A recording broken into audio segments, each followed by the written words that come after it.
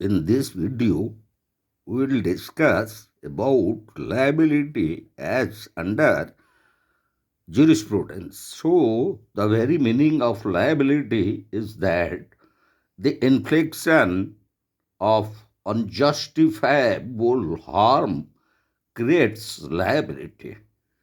This liability or responsibility is the ultimatum of law. For the wrongdoer must suffer something because he has already failed in doing what he ought to do. So, this is the very meaning of liability. Liability is either of civil liability or criminal liability. So, these are the two kinds of liability. So, it can also be divided as into remedial or penal liability. So, criminal liability is always penal, while civil liability is remedial, except in those cases where a penal liability is specifically enforced. So, now we'll discuss about the theory of remedial liability. So, the very theory may be simply stated as follows that when the law creates a duty, it also enforces the fulfillment of it. But Salman enumerates those cases in which duties are not specifically enforceable, and such duties, according to Salman, are imperfect duties, such as imperfect duties which are correlative of imperfect rights. These are legal duties, but they are imperfect duties, as not action for their enforcement can be taken by recourse to law. For example, a statute, bad debt, or a duty owed by the state towards its subjects. For example, the directive principles of state policy as provided under Part 4 of the Constitution of India. Secondly, duties from their nature cannot be specifically enforced once broken. For example, assault, they are called transitory. Once broken, they belong to the irrevocable past. And thirdly, duties which the law, on grounds of policy, deemed inadvisable to enforce, such as a duty to render personal service or the duty to fulfill a promise of marriage. So, these kind of imperfect duties are falling under the remedial liability as explained by Salman, and these duties are imperfect duties, so they are not enforceable.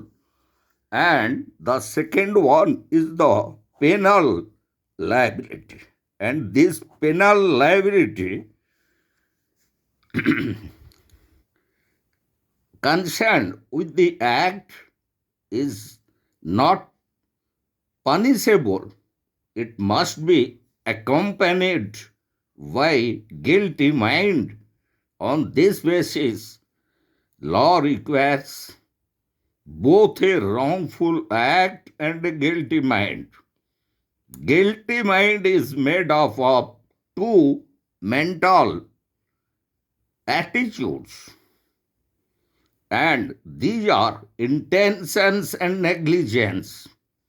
So the wrongdoer is liable only for such consequences of his acts, forbearance and omission, as he must be deemed to have foreseen them.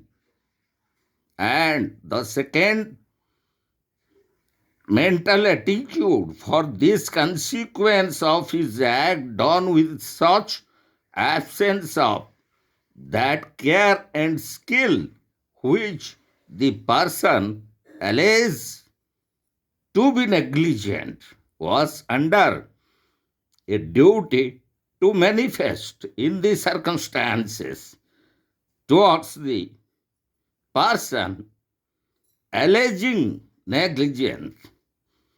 So, inevitable accident or mistake and absence of wrongful intention generally are the grounds of exemption from penal liability. So,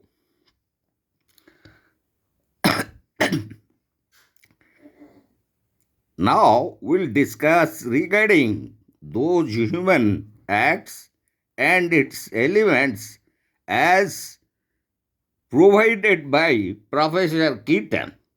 So, according to Professor Keaton, a human act contains exertion of a person's will, a psychic awareness called volition, exertion of will need not always be spontaneous. So, it may function as a result of compulsion or threat of injury or under temptation or unconsciously, as in the case of a lunatic. Infant's action not conscious of the act, the consequences and the unawareness soul so instantly, and insanity and drunkenness are considered as the maxim ignorantia juris neminem ex costa. So, the outward manifestation of the exertion of will, then the external ingredients of penal liability, as explained by Professor Keaton, are developed in three stages: origin in some mental or bodily activity, secondly, its circumstances, and thirdly, the very consequences.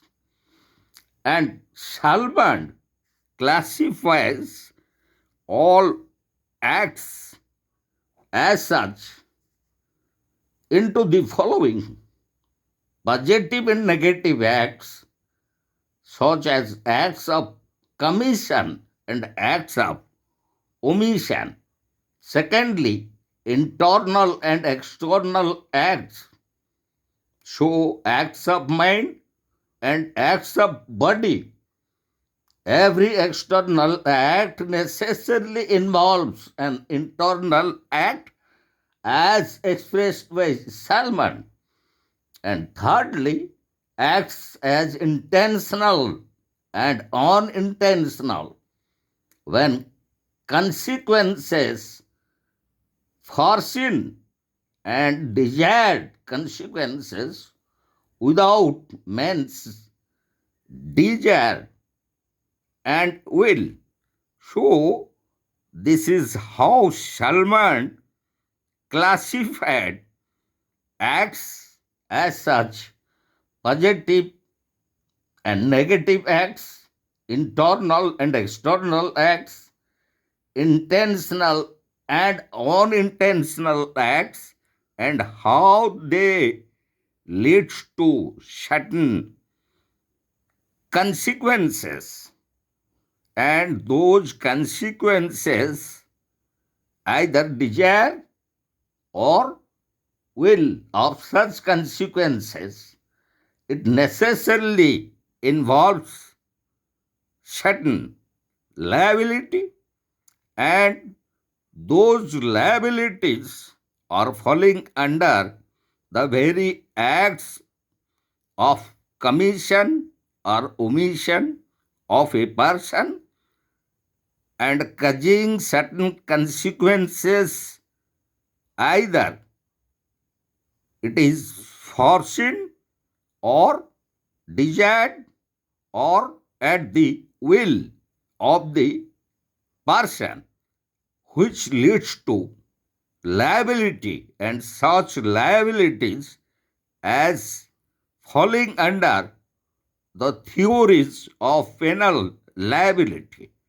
And in our next video, we would discuss regarding mens rea and the very eclipse of mens rea.